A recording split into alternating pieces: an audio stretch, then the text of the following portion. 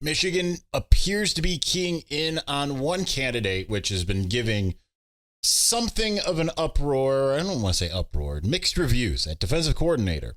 But I think it's just about a perfect fit. We'll get into why, and also why it is absolutely key that Michigan does not go away from the brand it has built. That means the system needs to stay the same on both sides of the ball. We'll discuss all of that on this episode of Locked On Wolverines. You are Locked On Wolverines, your daily podcast on the Michigan Wolverines, part of the Locked On Podcast Network.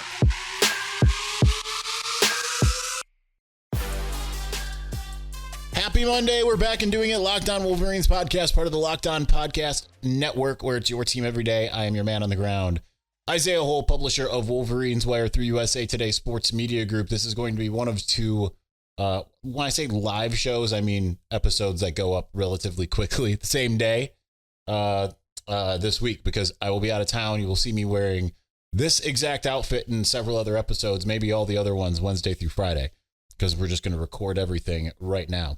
But anyway, getting this one out now because don't want it to be obsolete. I mean, could be obsolete by the time that we end recording. You never know. But nonetheless, there are reports, multiple reports. I believe it started with Sam Webb and then continued in with some, I can't remember his name, something Jones from NFL on CBS, who's their insider there, that Michigan is one of three programs, the only college one, that seems to be targeting Joe Cullen, the defensive line coach for the Kansas City Chiefs, as the next defensive coordinator. And there's been a lot of kind of mixed reviews that I've seen online, whether it's on the message boards or Twitter or whatever, that they just seem to have a bunch of different feel on what bringing in Cullen would mean. And most of the apprehension comes from the fact that 18 years ago, when he was with the Detroit Lions, I remember where I was when I heard this. I remember I was still a student at Michigan, and I was sitting in the Modern Languages building in one of the small auditoriums in between the two big auditoriums. I was in certainly a film theory class, critical film theory class, and he had driven naked, drunk through the drive-through at a Wendy's. But I think people are overthinking it, right? Because yes, 18 years ago, his life was not going great, but he has been 18 years sober since, and obviously has worked several high-end NFL jobs throughout his career. At that time, when he was with the Detroit Lions, he was coming off of being a defensive coordinator for the Indiana Hoosiers under Jerry DiNardo. And then he was with the Lions, and under Rod Marinelli, we all know how poorly that tenure went. But nonetheless, he ended up kind of salvaging his career, rebounding and thriving. Hence, he is the defensive line coach for a Super Bowl contender, not contender really, Super Bowl team, and is also under high consideration for defensive coordinator for both the Seattle Seahawks and Washington Commanders. So, with that said, I think that the people that are sitting there saying, well, he's going to be negative recruited against, all of that kind of stuff, I think that would honestly look worse for anyone to try to bring that up, right? Like, hey, before your child was born, he had some personal troubles and he has overcome it, right? Like, anyone goes into a living room and says, you don't want to play for that guy. Look at what he did 18 years ago. Michigan can just as easily, or even the parents will see through it and say, you know what? Like, he's overcome that, and he's a heck of a lot better for it. And he's coached in Super Bowl and all of that stuff. So obviously he's good enough for the NFL, should be good enough for college. It kind of goes back to the things that I've said before about that whole kind of weirdness of like, a guy can be good enough to be an NFL head coach, but not good enough to be even a position coach at times at Michigan. So I think you should get over that type of thinking, because I think the most important thing about Joe Cullen is that he has the experience of working under John Harbaugh, under Wink Martindale. He was with the Ravens from 2016 to 2020, which means he had the same overlap as Jesse Minter and Mike McDonald, both left after 2020. So if you're not going to be able to get Wink Martindale himself, which does not necessarily feel like that's a likelihood, right? Plus, he's a tempestuous type of guy. And I understand he might just be yet another 1 year rental, but maybe 2 year rental. The whole thing, though, with bringing in a guy like Joe Cullen is it keeps the stability, the same scheme, all the things that you want. And then you've got to start trying to figure out what is your next step as far as who's being groomed. Because at least on offense, we knew who was being groomed, right? Sherrone Moore was being groomed for the head coach. Grant Newsome was being groomed for while at tight ends for offensive line. You need to be able to set up that same system on the defensive side of the ball. But I think that the most important thing is being able to maintain the same system, continue to do the same things that you've done, that the reasons why you've had success the last couple of years. And we're going to get into all of that here in a moment. But I just think, like, yes, you look at Joe Cullen, he's got an impressive resume. I didn't pull it up because I just didn't really think of it here. But again, they have to compete against two NFL teams. So it's just going to, there's a lot of different things that are going to go into whether or not you're able to get him. You might not end up getting him, and there's still going to be other options that they're going to look for. But he started as a running backs coach at UMass, then switched over the next year to defensive line coach. He went to UMass, then was the defensive line coach, then defensive coordinator at Richmond, defensive line coach at LSU, went back to be the defensive coordinator at Richmond, defensive line coach at Memphis, Indiana, became the defensive coordinator at Indiana, was a defensive assistant with Illinois, then the Detroit Lions, then Idaho State, then the Jacksonville Jaguars, all defensive line coach, Cleveland Browns, Tampa Bay Buccaneers, Baltimore Ravens for 5 seasons, defensive coordinator under Urban Meyer with the Jacksonville Jaguars, and the last 2 years he's been the defensive line coach with the Kansas City Chiefs. So we'll see what happens, but don't write off a perfectly good coach because he had some issues 18 years ago. I think that is short-sighted and it lacks forgiveness, If it still was an issue, he wouldn't have as sterling of a track record and be highly sought after in the NFL the way he is, right? Especially that's kind of goes into that. Don't be too snobby about NFL people coming. And I understand maybe he doesn't bring the strongest recruiting game. That's fine as long as everyone else does. Okay, that you have a difference in Sherrone Moore in that he is a voracious recruiter. The head coach is now a voracious recruiter. That was not the case with Jim Harbaugh. So, but like I said earlier, the most important thing is keeping the scheme intact. Why is that? We're going to talk about that here in just a moment. But before we do, when you're hiring for your small business, you want to find quality professionals that are right for the role. That's why you've got to check out LinkedIn Jobs. LinkedIn Jobs has the tools that help you find the right professionals for your team faster and for free. It is like dipping into your own personal transfer portal to help your business win a national championship. LinkedIn is not just another job board. LinkedIn has a vast network of more than 1 billion professionals, which makes it the best place to hire. It gives you access to professionals you can't find anywhere else. LinkedIn does all of that while making the process easy and intuitive. Hiring is super easy when you have that many quality candidates. So easy, in fact, that 86% of small businesses get a qualified candidate within 24 hours. Here's the thing. LinkedIn knows that small businesses are wearing so many hats, they might not have time or resources to hire. And that's why they're doing a whole bunch of stuff like finding ways to make the process easier. They even launched a feature that helps you write job descriptions. That's how great LinkedIn Jobs is. So post your job for free at linkedin.com/lockedoncollege. That's linkedin.com/lockedoncollege to post your job for free. Terms and conditions apply.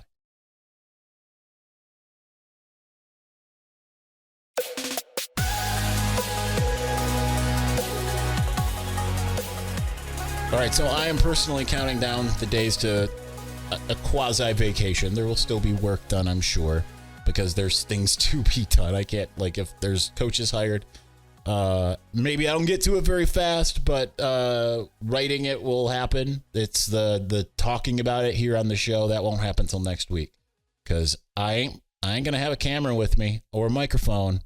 I'm going to be out doing things for 2 days at Disney, 1 day out and about in Orlando, or 2 days out and about in Orlando, whatever. So well-needed break with some sunshine, specifically for Sarah, who absolutely needs that. Needs to not see the gray skies. So anyway, excited about that, but also excited about the way things are coming together. It might not be overwhelming in the same way that bringing in Jim Harbaugh was, all of that kind of stuff.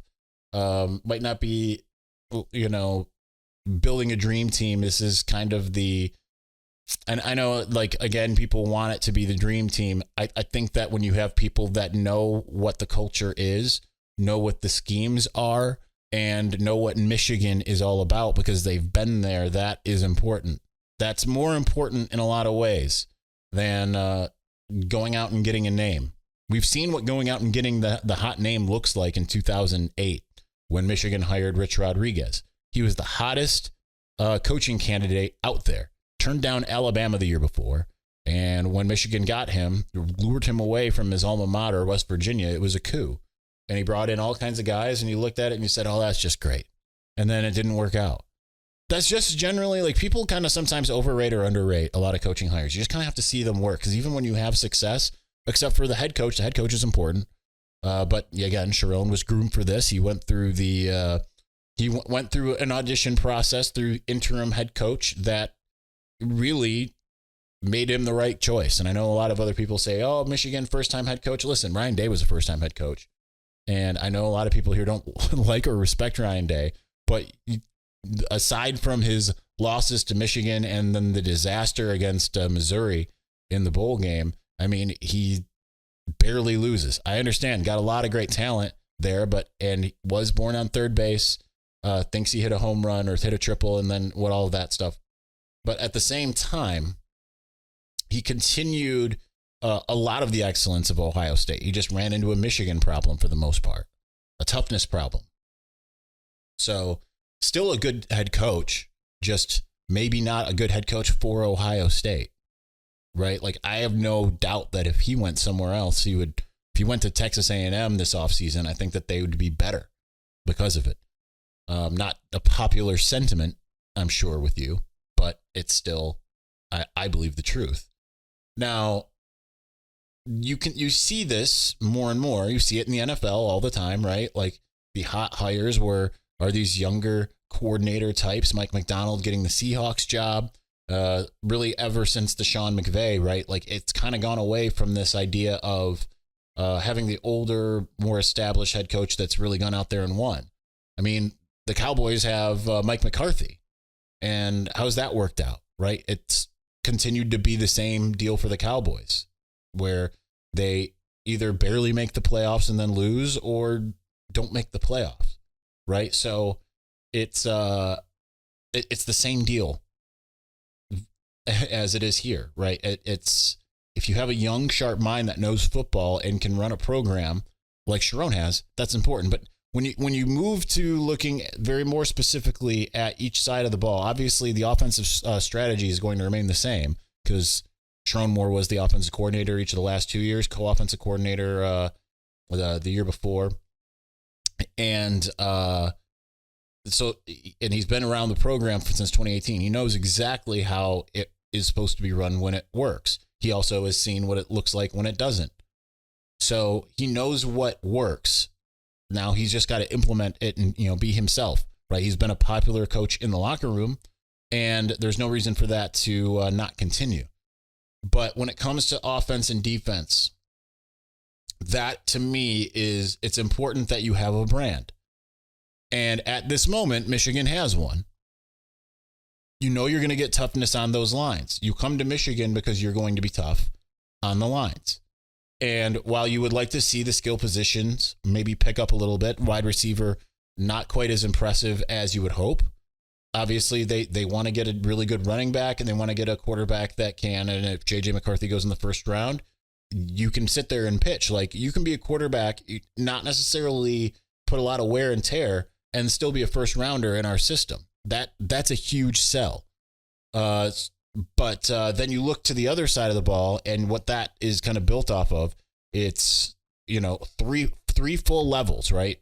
And I know that that's a whole thing, but it's not necessarily contingent on getting that 5-star talent. Now, they do have a 5-star in Will Johnson out there, but it's not contingent on 5-star talent. It's obviously got a lot of 4 stars and sprinkle in some 3 stars.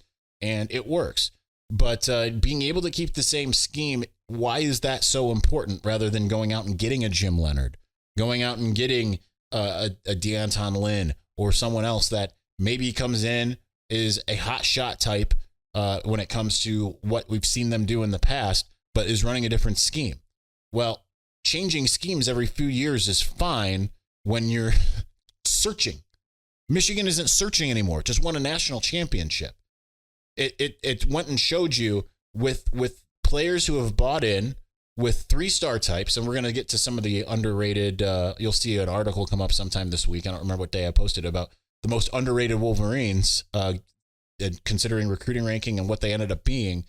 Guys like Mikey Sainris still, Kwity Paye. I mean, Kwity Paye was before this time, but like they've had success in developing. But then you see Mikey Sainris still, Mike Barrett, guys who were 3 stars, ones that if they when they committed, people were a little bit more excited about Mike Barrett just because I think it was kind of the, hey, we didn't get Vic Viramontes like we were supposed to, but he could be a weapon one way or the other. But you look at Mikey Sainris still, when he flipped from Virginia Tech, no one really cared, and it wasn't quite as ballyhooed or gone against as in the same way as, say, like Ronnie Bell.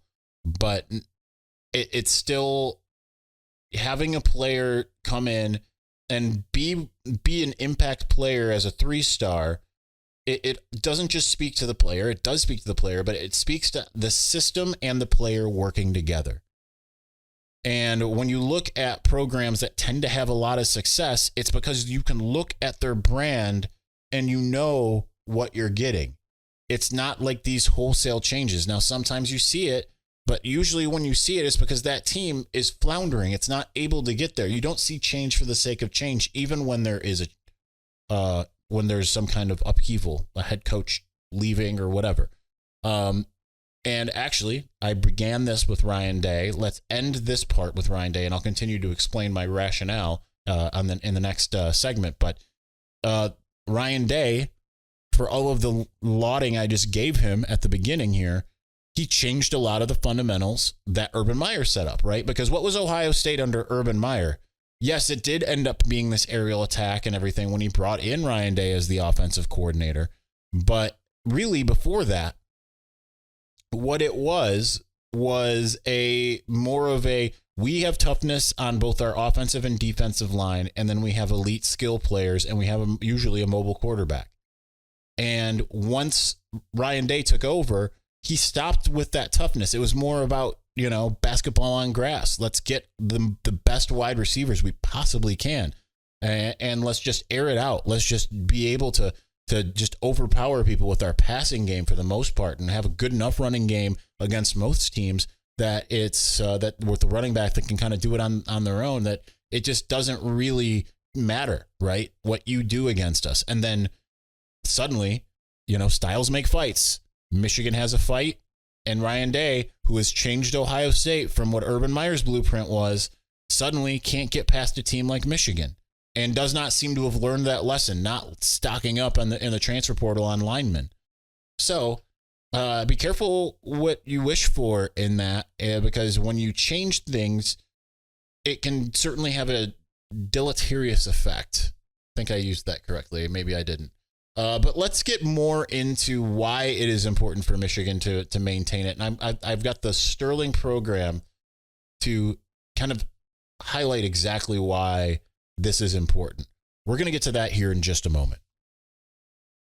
But before we do, listen, happy Super Bowl week to all who celebrate from FanDuel. That's America's #1 sports book. If you're like me, Super Bowl Sunday, well, this year it's going to be about traveling, but usually it's all about scoring the best seat on the couch, grabbing your favorite football snacks, and placing some super bets. There are a lot of parlays that you are going to want to take advantage of, because you know that there's going to be some high-end targets, whether it's Travis Kelce and Isaiah Pacheco, whether it's Christian McCaffrey, George Kittle, Brandon Ayuk, Deebo Samuel. You're going to want to take all these guys, and there's the best place you can do it is at FanDuel, because they've got so many ways for you to end the season with a W, 2 or 3.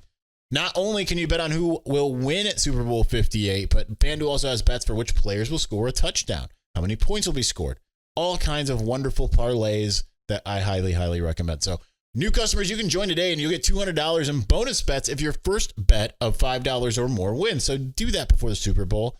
Bet Michigan first half winner against Wisconsin, overall game loser. That's usually a pretty big win.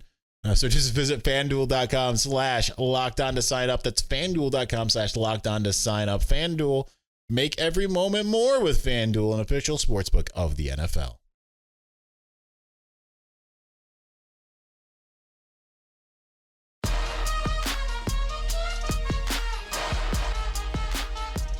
All right, so it's a bad sign that I haven't slept well either of the last 2 nights. It's a bad sign that I feel like I'm fading in one of 4 episodes I'm recording today. So Friday's episode might just be no, it'll be good. It'll be good. We're perking up. Probably could use a caffeine drink, but maybe we'll do that in the next episode. That's probably a wise choice.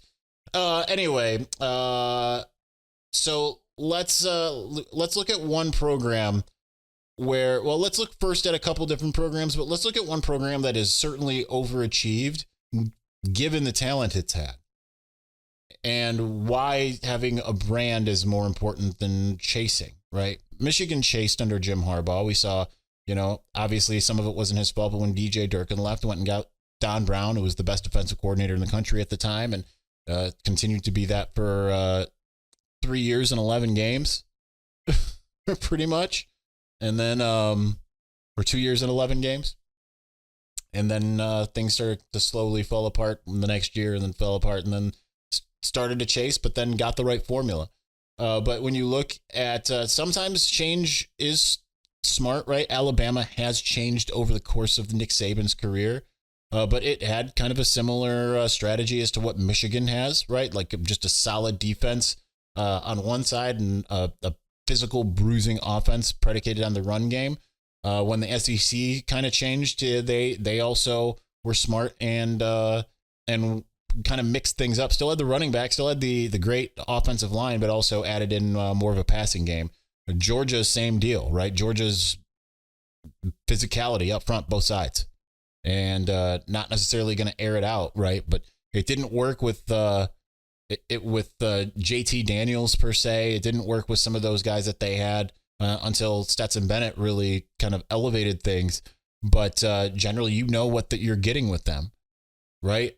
That's tended to be the case. Is the teams that win the most are ones that exactly what they are, even if they don't win at all, right? Oklahoma under both Bob Stoops and Lincoln Riley, you knew that they were going to have a dynamic quarterback and a really good running back and kind of a questionable defense. You knew what you were getting. But there's one team that kind of tells you that regardless of the talent you bring in, it's going to be good, at least on one side of the ball, because the brand is that strong, and that's Iowa. Phil Parker, the defensive coordinator there, he's got a system. It doesn't really matter if you fill it with 3 stars, and most of the time it is. Every now and again he gets a 5-star like AJ Epinesa. Sometimes he gets a guy who certainly it ends up being one of the best in the country at his position, whether it's Cooper DeJean this last couple of years at defensive back, Jack Campbell at linebacker. But generally, you just know it doesn't really matter if they have all 2 stars. You know that they're usually going to be able to get you into a fight one way or the other. Offense, it's got a brand, but it's not a good one that they're obviously trying to change. But you know exactly what it is. It's when you start mixing things up constantly is where you start to find yourself waffling, right? And Michigan is not immune to that, right? It did that in the post-Lloyd Carr era. Now, they had issues, obviously, not being able to kind of get everything together. Things weren't fully working. They were not beating Ohio State in the last 4 years of the Lloyd Carr era. But before that, things were good. So that's when you change, is when things aren't good. But when things are good, you just saw Michigan go out and win a national championship with the exact system working on both sides of the ball. So regardless of Jim Harbaugh not being there, you need to keep doing what you're doing for the most part until it doesn't work. Now, you might tweak something based off of personnel, right? Like if the offensive line is better at pass blocking than run blocking, maybe, and you have a quarterback who can throw and receivers who can catch, then yeah, maybe you switch that 60-40 over to the pass side, and then the run game takes a little bit less, right? But you do it based off of personnel and you try not to change the overall identity of what you're trying to do. Now, I still think that Michigan's going to try to run and pound the rock because that's just what it's been built to do. But nonetheless, you don't